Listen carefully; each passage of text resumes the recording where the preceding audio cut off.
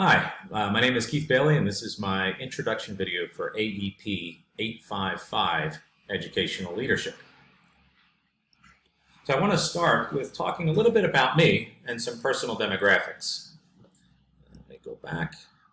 I currently live in the country of Colombia in South America, just outside the city of Medellin.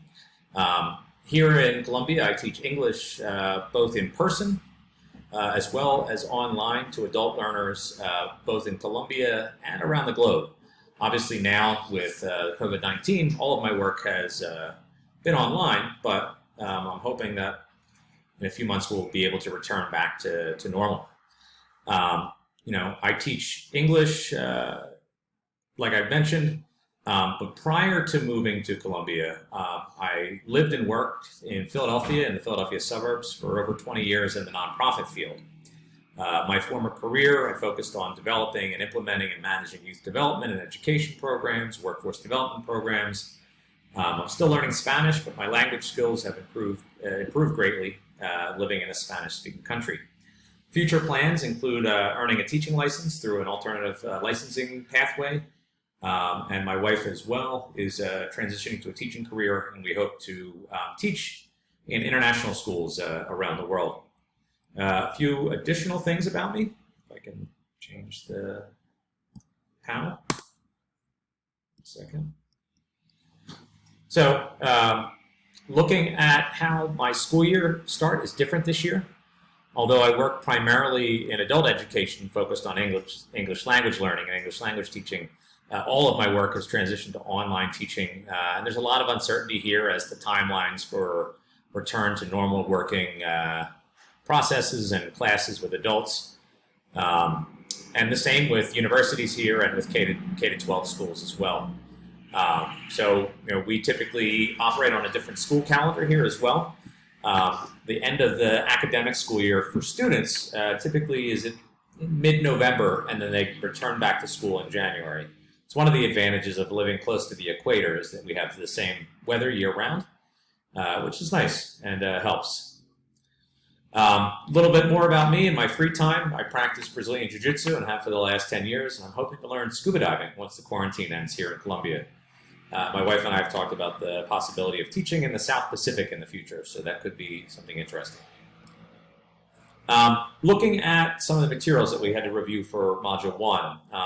First, the three most important mindsets for successful principals and are that all students can learn and grow, that social capital and teamwork will always outperform individual talent, and happiness is a choice. And I strongly agree with all three of those in terms of mindsets. I think they're essential. Looking at the dispositions identified by Moore: confidence, risk-taking and decisiveness, a sense of humor, being empathetically assertive, and a learner. And once again, I agree. And then looking at the three types of practices: focusing and practicing, examining feedback and data, and emotional intelligence. And I think that those are all important as well. Taking a turn and looking at the 8 principles identified by Lynch: personal courage, public interest ahead of self, self-control, self-discipline and integrity, task and employee-centeredness, recognizing talent, requiring high ethics from everyone, sensitivity and understanding, and inclusiveness. This is through Lynch's article. And again, I also agree with the value and with the research that's shown here. So taking a little bit of a look at myself, and my thoughts and reflections when looking at mindset and disposition. I've had personal experience in both educational and nonprofit settings that have really demonstrated both the truth and the effectiveness of these mindsets that were discussed. One that stood out to me related regarding happiness, because as teachers, as administrators, as professionals, we're often dealing with stressful situations.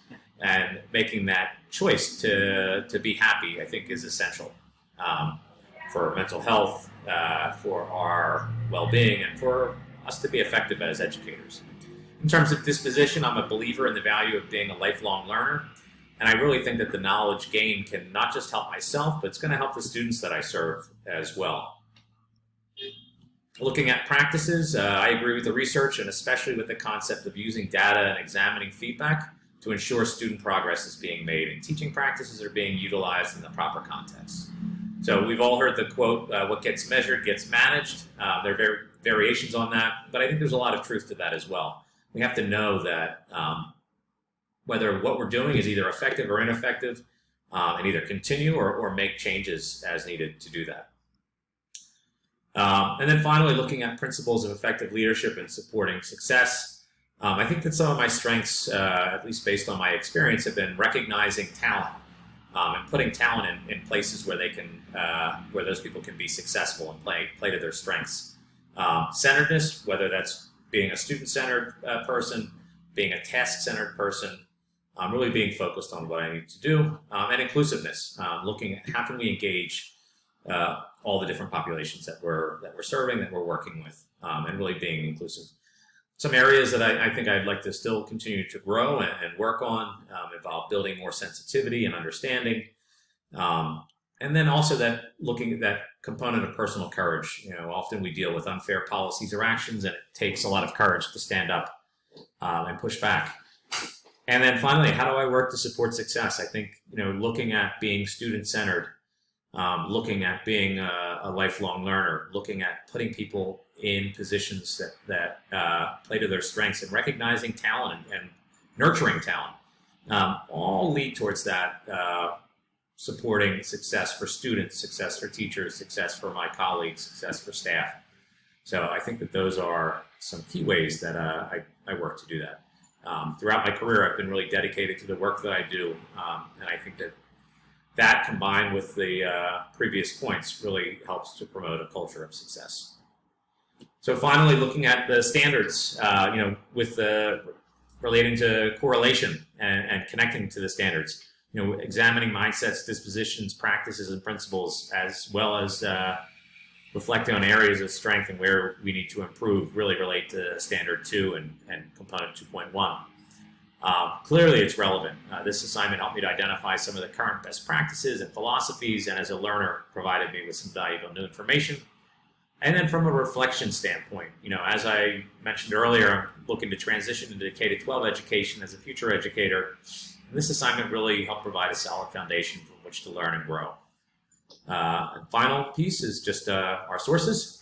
So we have the article from Lynch and the article from Moore. So thanks, and I look forward to seeing all of you in class.